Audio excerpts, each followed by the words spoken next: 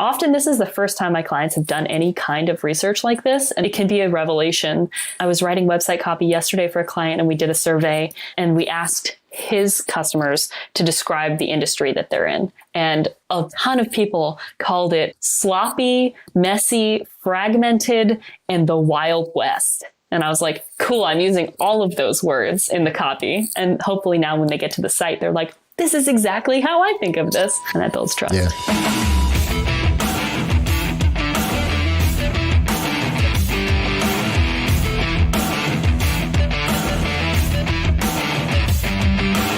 Hey Feasters, and welcome to episode 8 of season 4 of Live in the Feast.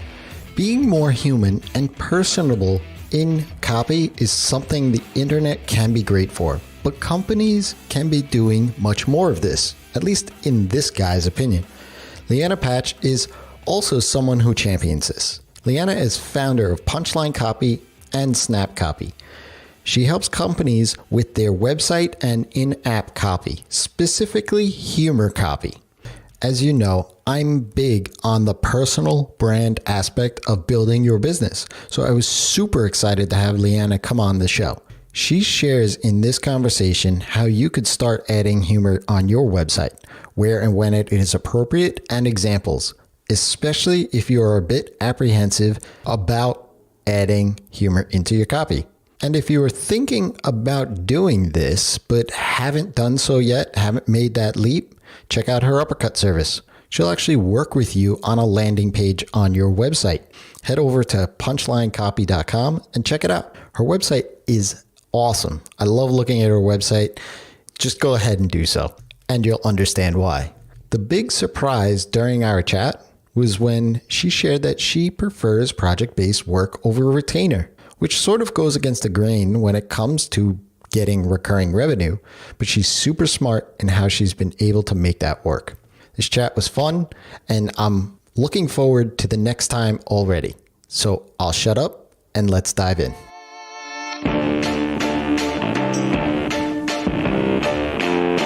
This episode is brought to you by Feast, the premium online coaching and community designed for web developers, designers, marketers, and freelancers of all type wanting to specialize their business and build recurring revenue that's profitable and sustainable. Today's market is ever changing, and yesterday's advice won't cut it. Feast members get access to the roadmap and training library, which includes everything you need to niche down, build recurring revenue, and become that go-to respected person for your services. That, together with monthly roundup calls, exclusive workshops, expert chit-chats, and our Slack community, you'll have everything you need to live the life of your own design. If you're serious about not competing on price and having clients that respect you and your expertise, then join Feast. Head over to feastcourse.com today.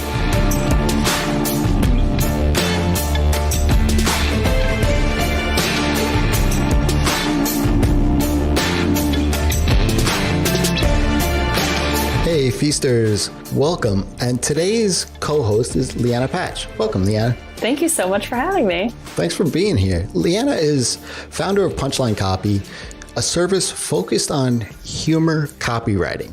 She also runs a company called Snap Copy, which is an on-demand copywriting service, kind of like an Uber, I guess, for copywriting services. Hopefully we get that big, yeah. But with Punchline Copy, she works specifically with SaaS and e-commerce companies who are, at least in my estimation, looking for a humorous injection of personality into their brand and copy. Lianna, why don't you tell us a little bit more about why you do what you do? Basically, I had been writing copy for, I think, 7 years, and I was not happy with where my business was. And I joined Joanna Weeb's first copywriter mastermind. And we were just, having, I think, one of the first one-on-one calls I ever had with her. And I said, I wish I could just, combine stand-up, which I had just started doing, and improv with copy. And she was like, well, why can't you? What? Who's going to give me permission to do that? Well, it turns out it was me. So I did. And I have been. That's awesome. Stand up. I mean, that you don't hear that too often. What got you into that? I just went to an open mic. There are tons of stand-up open mics in New Orleans almost every night of the week now. And I went to an open mic. I think it was in it was way back in like 2013 or something like that. And I just heard somebody bombing and was like, I could do better than that, which is kind of a dick thing to say, but that's how I started. No, I mean that I've been to many a comic shows and they've bombed and it's terrible from the audience perspective. So I get that totally. So, I mean, we'll get into a little bit more on the tactic, but before we get into that, was it really a marriage made in heaven? Like, was it like a switch that came on, said, hey, I could kind of put my comedy in the web, in my copywriting and all that stuff and help my clients in that way? Or was it more of an evolution that, you know, hey, maybe I could just try this with one client while I'm working on other clients? I think right away I started to see a couple different avenues of potential. So for me, coming from a very like research-based standpoint and wanting to know that everything I'm writing is actually valid and based on what we know about customers, I liked the idea of being able to dig into this huge body of humor research that exists. Like people have been studying the effect of humor on the brain for hundreds of years, if not thousands, but like, you know, we can't read the Sumerian glyphs or whatever. Right. So I like that, like being able to dig into that huge body of work and find out what was applicable to marketing now. And just on the like craft of comedy level, there are so many parallels between good comedy and good copy, you know, like the rule of three, specificity, heightening with crazy examples. Like it just made sense. So from the beginning, I was like, this is it. My own point of view as a developer, very dry, no design. Like, I mean, I don't have that skill set. And I had websites for ages that were just very cookie cutter, dry, like, here's what I do. This is what you get. Right. And I happened to come across Chris Ducker a number of years ago, and he runs a community called Upreneur, but he's all about personal brand, business of you, that kind of thing. And I guess in listening to his podcast for a while and then hearing other people talk about it, that's when I was like, well, I can stand out with that. Yeah. Like if I can figure out how to get my voice into my website and just kind of be myself online instead of every other developer. Well, when I turned that corner and I hired somebody to rebrand me and really sink their teeth into that, 3 years later, I'm still getting comments about like a lot of different things on my website that I'm like, yeah, it's been around for a little while now. That's awesome. But, I mean, I understand the impact, but how has it been for your clients and your business as well to inject that humor in there? It is very gratifying to still get people who, you know, will screenshot my site and tweet about it and be like, this was refreshing. This wasn't what I've seen. And often leads will come to me and say, I looked at a ton of copywriter sites and yours was the only one that stood out, which I think is a lie. Like maybe they were just looking at the wrong writers because obviously there are a ton of great copywriters out there. So yeah, it's vindicating for me on the branding side to know that my people are out there and that I'm reaching them.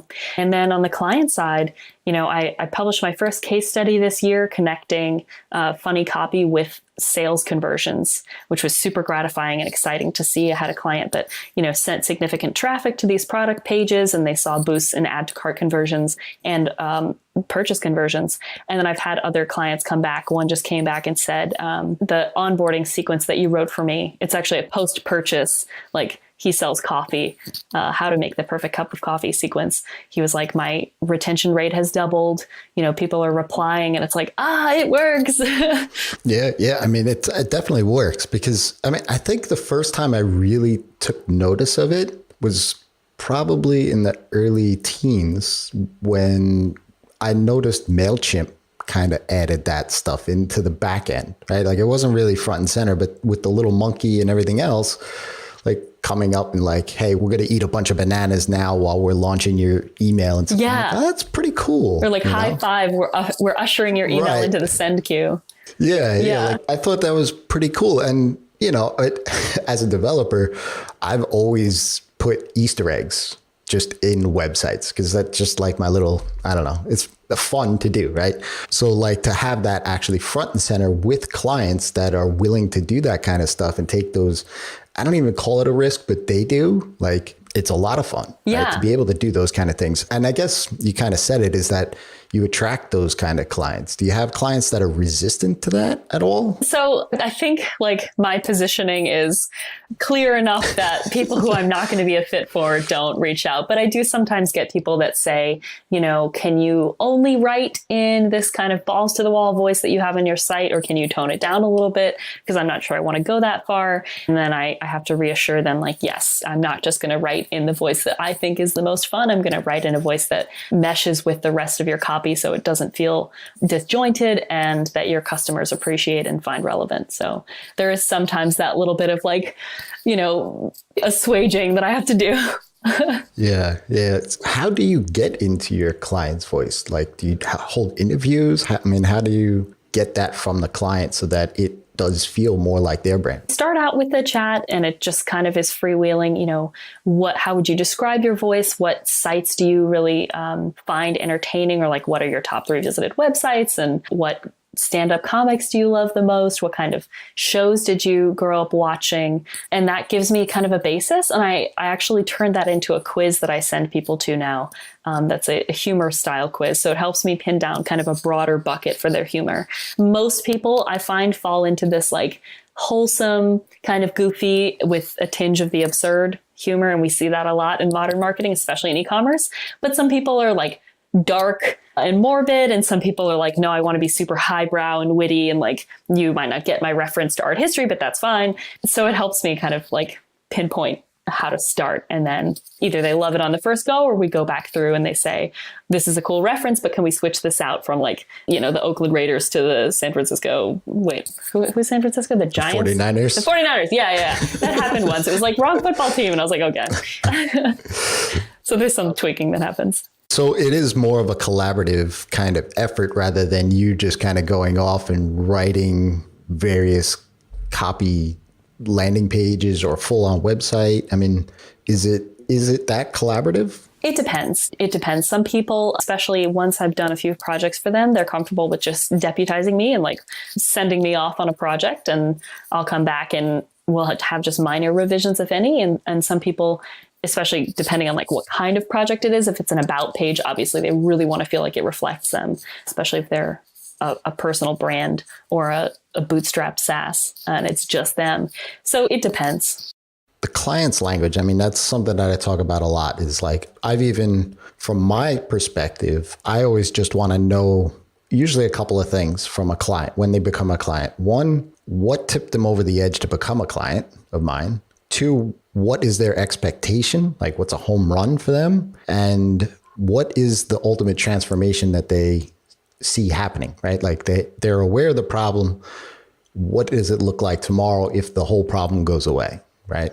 And I set up quarterly calls with clients and I ask these questions and why do you stay with me more? You know, like some of the things, like I can assume these things, and I encourage any listener out there, if you're not already doing so, just have a 10-minute conversation with your existing clients and ask these things of them, because I assume things. And sometimes you hear the same thing from multiple clients that you would have never even thought of. Is that what you did to kind of draft up your brand in and of itself? Honestly, no. I think when I was writing my own site copy, I was just like, I'm going to let go of any inhibitions and I'm going to let go of what I think other people are doing. And I probably got a little drunk when I was writing some of the pages because that lowers inhibitions. Right. So it's a thing that I sometimes recommend.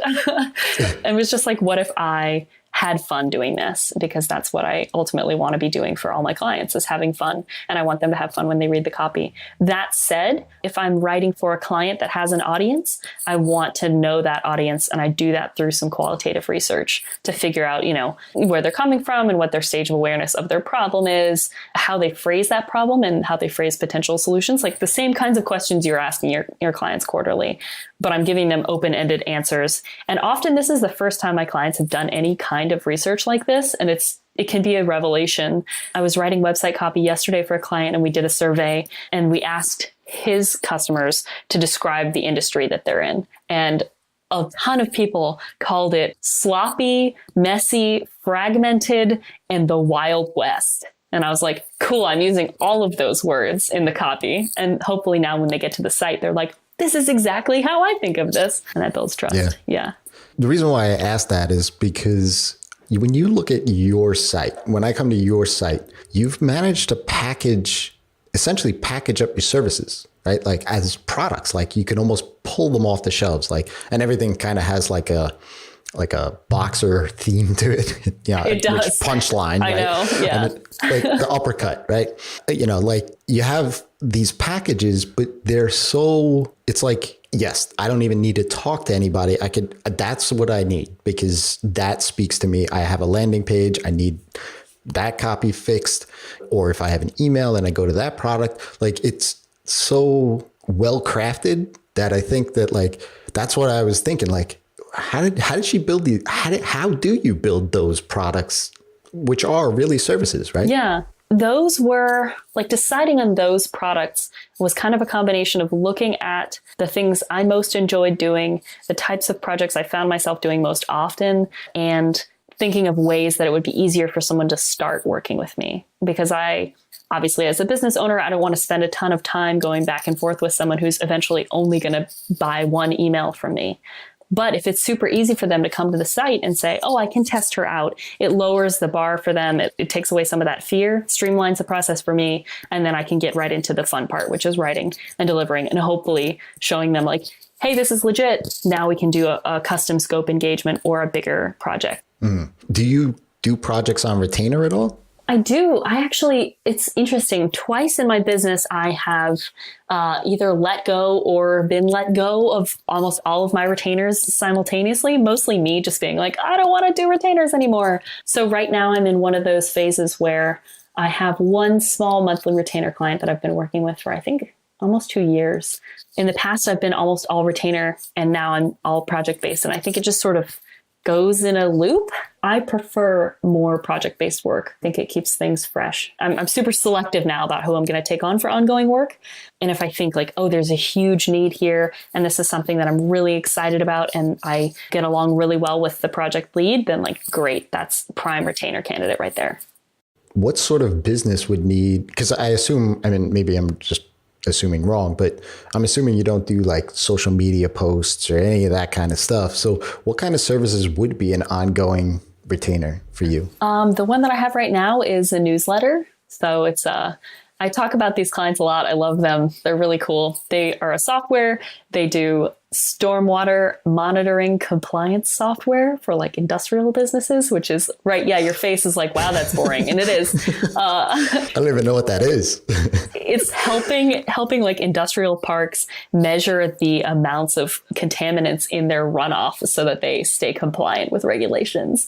Okay. And it's a huge pain point, which like, this is part of the reason I love what I do, because I get to nerd out on all this stuff that I had no idea about. So now I'm a huge stormwater nerd. And if I see someone violating stormwater protocol, I'm just like, excuse me, you can't block that drain. Really fun to be around, let me tell you. But they send out a monthly letter that's just like kind of a roundup of who's broken the rules and like, don't be like these people. And if they have new webinars, like they're very big on educating their client base and they want to make it fun.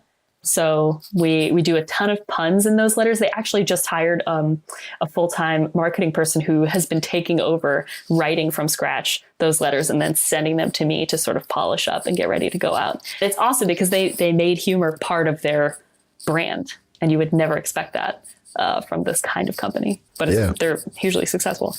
And it's probably how they're standing out in their own market. I mean, I think they have a fantastic product, and I don't know if they really have competitors, but either way, their positioning is solid enough that I don't think people would, jump ship.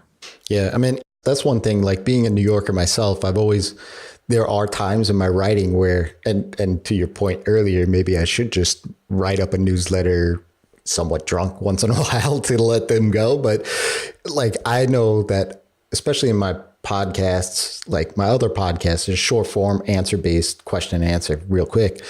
There are times where I'm writing an outline for the podcast and I'm like, this is a little over the edge. What do you suggest for that? Like how far do you go? Do you pull back? Like, is it personality? Like, what would your sort of guidelines be around that sort of thing? In terms of writing, starting to write funnier copy or starting to take more risks?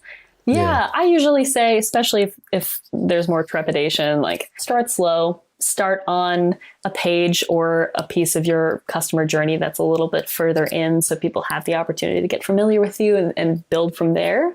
I have sort of ground rules for where and when to use humor and not. And I always say, like, probably on your homepage in your unique value proposition, not a good place to try a joke because you already have such a challenge in getting, who you are and what you do and why they care very quickly and succinctly across. That's hard for everybody. So like, don't muddy it up with a joke. But if you have like post-purchase retention emails or an onboarding sequence where you have an opportunity to build more of a one-on-one relationship, like those are prime spots to start lightening the mood a little bit. Yeah. Anytime I've sort of tested it, like the first time I went a little more overboard, over the line, so to speak. What happened? I got great feedback. Nice. Like it was more, people were more receptive to it and all that stuff. So then I kind of like went back to the way I always am. Like, and I feel like I'm a little bit more, I don't know, I'm not as developer-ish than most out there, but even when I do take that step from time to time, when I realize it, I'm like, let's just let it fly. Let's see what happens, right? And it always, and it could be the audience, but it always seems well received, even if it is a controversial statement or, I'm actually towing the line on something or whatever. There's a response, right? And I think that's like a sticking point with especially humor, right? Like and I said, before we pressed record was that like, I love your services page, right? Because it's definitely addressing, like, exactly when you go to that page as a viewer, exactly what you're walking into. Like, okay, I need this and I'll go click in this. And you hit the points like, who am I? What's my struggle? And here's the solution to that. And I think that a lot of times, in humor, especially, or even adding in a personality, right? Like I usually use a lot of sarcasm, but that comes through and that helps bring people in even more because you're more human that way. Exactly. Yeah. I mean, that's my whole goal is I want to work with people who, if I met them at a party, we would just talk easily and we'd have a good time. And that's kind of my metric for, one of my metrics for new prospect calls. If we hop on and we're clearly expecting different things of each other, even just on a personal communication level, then like no harm, no foul, but we might not be the best fit. So it's just kind of a self-selection process. Yeah. A friend of mine, Curtis McHale, he actually has a metric and he's another developer, but on those calls, if they don't laugh 3 times, he doesn't do work with them. Oh, I like that. He adds that own personality thing to it. So, and it's something that when I heard him do that and I said, I subconsciously do that. I don't have like a hard line thing on it, but there has to be some rapport and you want to work with people that you like, right? And why life's too short otherwise. Yeah. There's that, the flip side aspect of it, which is a little bit like the secret-y, but you manifest what you wish for. So if you put it out there that you want to work with X kind of people or businesses, then okay, they'll find you. Yeah. I mean, so do you do any sort of marketing of yourself or do people mostly come to you? I'm lucky enough that I have a lot of referrals and word of mouth. And honestly, I speak at conferences and I do podcasts and occasionally I do a guest post and that's kind of it. Actually, I'm looking at systematizing some more traffic in 2019, like directing traffic to some of my productized services because I want to have a more like consistent idea of where my income is going to come from. But no, I haven't really marketed myself. I'm the marketer with no shoes. I mean, same thing. And I think it's a lot of people too, is that, they say word of mouth is it. Like that's my number one. I've been really trying to double down on the word of mouth marketing instead of going and chasing other things, because to make the word of mouth side of things more predictable, give opportunities for the people that are actually going to spread the word of you, give them the opportunity to do so. And that stuff becomes more predictable. But that's a different podcast.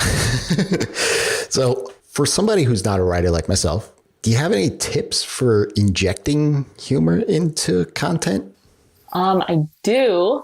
So, I mean, I put together my most favorite talk of all time this year. And the last third of the talk is about how to take your existing copy and punch it up line by line. And a lot of it is just, actual copy editing tweaks or copywriting hacks or techniques that we're using anyway that aren't necessarily funny in and of themselves, but can make your copy feel more approachable. Things like, chop up your sentences, write more fragmented sentences because that's how we talk, punctuate with GIFs or GIFs and emojis. I've had this battle so many times. I don't even know what the right answer is. I switched sides. I used to say GIF and now I say GIF because the guy who invented it says GIF, and I will leave it right there. But those are sort of writing approaches to just come off as more friendly and approachable. But in terms of actually making a joke, one of my favorite things to do that's so within reach for everybody is to make an aside. So like usually in parentheses, when you have a line of copy, you just want to join the conversation in your reader's head. And especially if there's an objection that they're facing. So say you're like, buy these tortilla chips, they're salty and they have a hint of lime. You might be like, don't worry, it's not overwhelming. Like it's like someone whispered lime in your ear and not hit you over the head with a giant lime. This is the worst joke I've ever told. I'm so bad at on the spot examples, but you know what I mean? Like you take a moment to sort of joke around and it doesn't distract from your end point. And I see that a ton in emails. And one place that I saw it where I didn't expect it, which I use as an example in my talk, is a very simple transactional email from Warby Parker. And it's like, hey, looks like you lost your password, and open parentheses, don't worry, it happens to everyone. And I was like, oh, that's so nice. You could have just left this as default copy, but instead I feel like less of an asshole for losing my password, right? Yeah, 100%. I mean, I've noticed that a lot on 404 pages. Oh, like unsubscribe pages. One of like Groupon had one, that was circling around the web a couple of years back. Where it was like a whole video. Yep. I was like, holy cow, I want to say HubSpot has one like that too. And it's somebody crying. It's like, this is how we feel now that you've left. But going back to your mentioning the Easter eggs, like those places where humor is unexpected are some of my favorite spots to be funny, because people are just not at all expecting to get down to your footer and see something funny or weird. There's somebody who was on my list and I went to his site and he's like a high fashion designer in Paris. But if you go to the footer of his beautifully designed site, it says, don't click here. And if you click it, it pops up a light box that says, you're a rebel and we like that. Here's a code for 15% off. And it's just like, thank you. Like, I love this. Yeah. I mean, I love that kind of stuff because it definitely shows the human side. Like, and I'm all about automation and all the things that make our lives easier. But at the same time, there's humans on the other ends of these screens. So I like that kind of sense of like, hey, this is like, could be the person down the street that's running this thing, rather than like, okay, it's this nebulous cloud and I'm not even sure, and this box just shows up at my house. And like you were saying with like the transactional emails, inject those are great opportunities to inject personality in and amongst themselves. It shows care, it creates a better customer experience because it shows that you were paying attention to every touch point this person was going to hit. And they think to themselves, oh, wow, if they cared enough to change the microcopy in this form field, surely, whatever I'm buying or ordering or signing up for will arrive undamaged or the way that it's supposed to, and be delightful. Do you do one-liners like that as well for your clients? Or is that like, I mean, in and amongst the landing pages and email sequences and things like that, like, do you have a package for those one-liners that are in-app messages, or is it all encompassing? I don't have a productized service for them. Usually if I'm doing something like that, it's along with some other larger product or project. Obviously, the goal is to over deliver. So if I'm doing a landing page for someone, I might say, here's a couple lines of microcopy for this next page or this next modal that pops up, or here's an ad, a PPC ad that you can use to get traffic to this page. But I just haven't figured out a way to package and price things like that. I would love to do more of those things.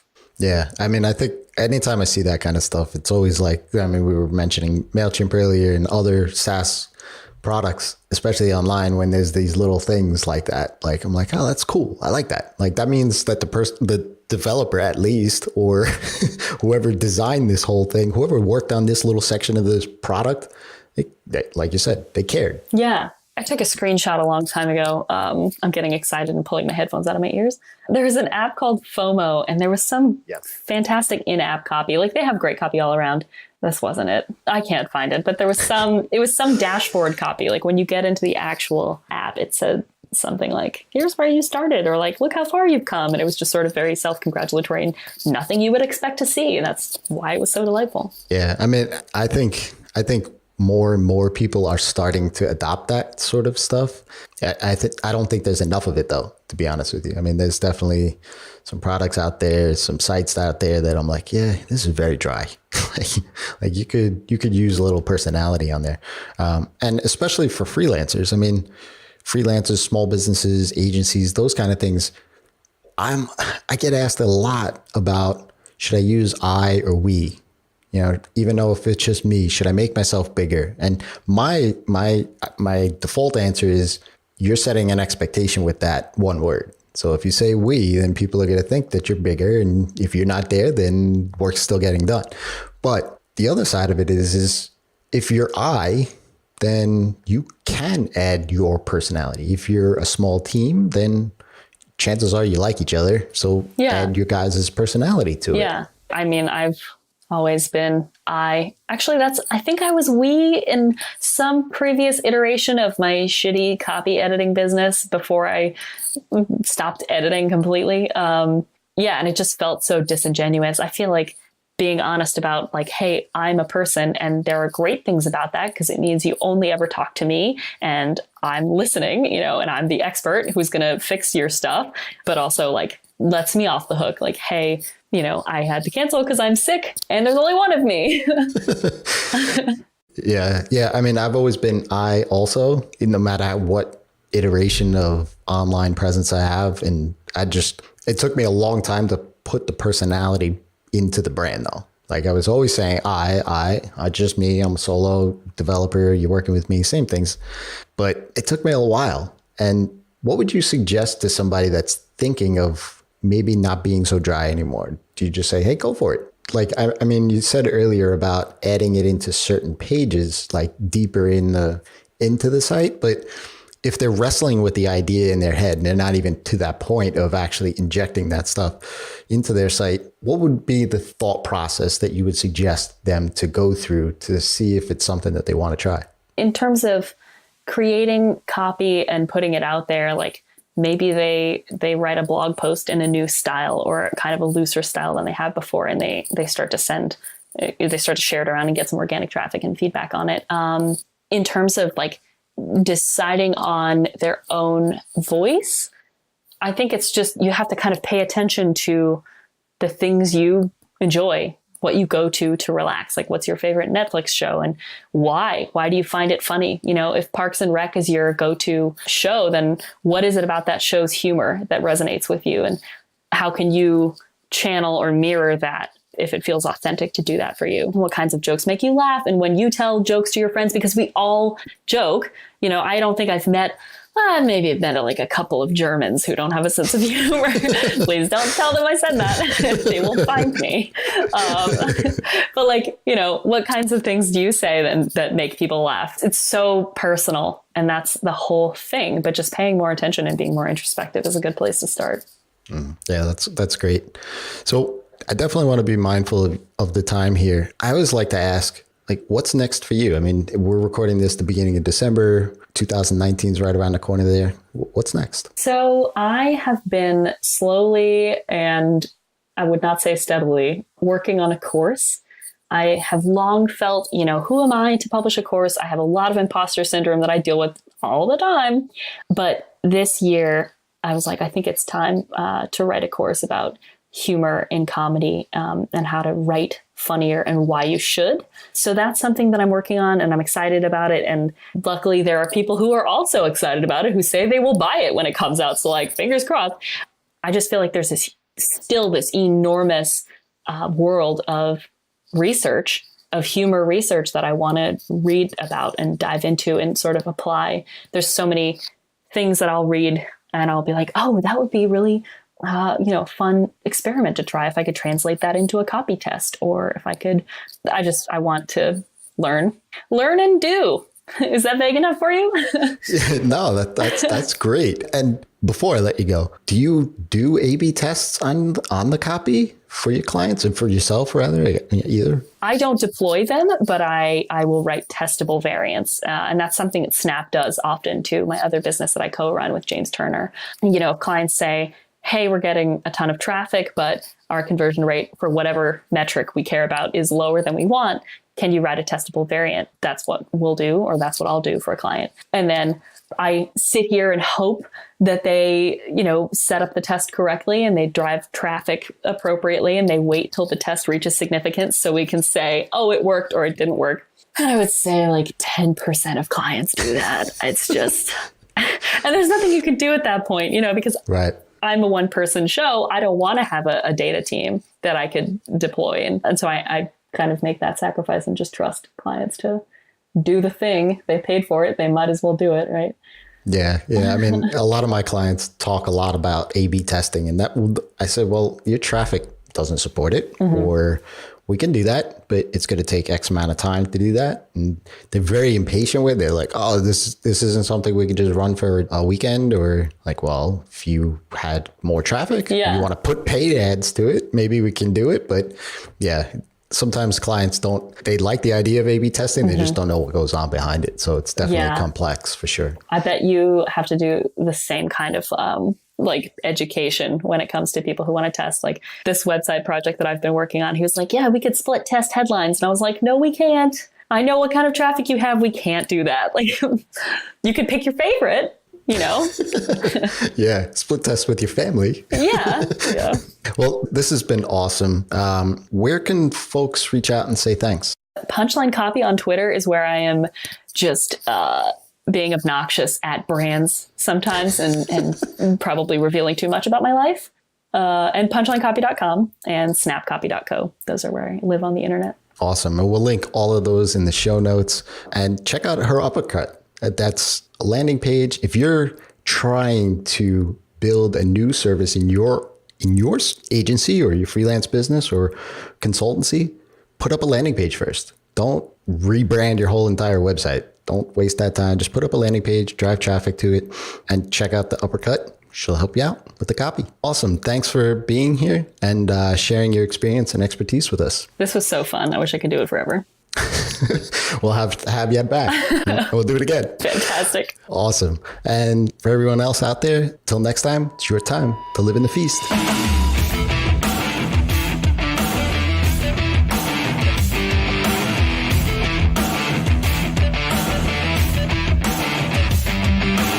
Making it easier for someone to start working with you. Super smart. What services can you turn around into off-the-shelf project-based productized services? Thank you so much for listening today. If you enjoyed this episode, then head on over to liveinthefeast.com and subscribe. Leave Lianna and I a 5-star rating and review in iTunes as well, as it's going to help others like yourself find this episode.